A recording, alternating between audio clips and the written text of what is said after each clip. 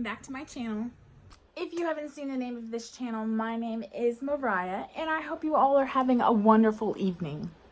I own a 1996 Mazda Miata, automatic transmission, completely stock. The 1.8 and the transmission are all original. If you're looking for a possible solution to your automatic Miata transmission issues, then look no further. In no way am I a professional. This is just something that Joe tried in a BRG Miata once, and it worked well. So we've been using it since then with every Miata that we've bought with an automatic transmission. Now, I'm not saying that this is going to solve all your problems, but it is a temporary solution. So I got this at Walmart for less than $9, but I know that you can find this at O'Reilly's, AutoZone, and Advanced.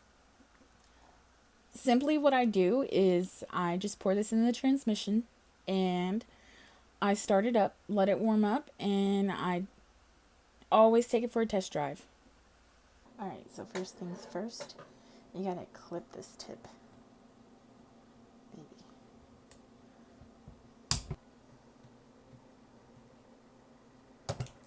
There we go. Step 2. Open Miata hood. So here's your transmission dipstick. I've already checked it, so I'm just going to go ahead and put this right here. At this point, I'm just pouring the whole bottle into the transmission. And if you're impatient like me, you can go ahead and clip more of that tip off, and that will decrease your time of having to stand there and squeeze the bottle.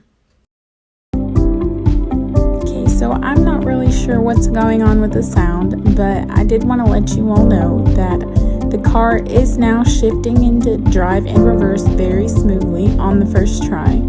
I know I didn't let my car warm up, and I know I didn't take it for a test drive, but I am currently at work, and I will make sure to do that tomorrow. I know it looks funny that I have to wiggle the gear shifter, but I have to do that in order for it to actually click into gear. Before you sell your Miata, make sure to check out Lucas Transmission Fix.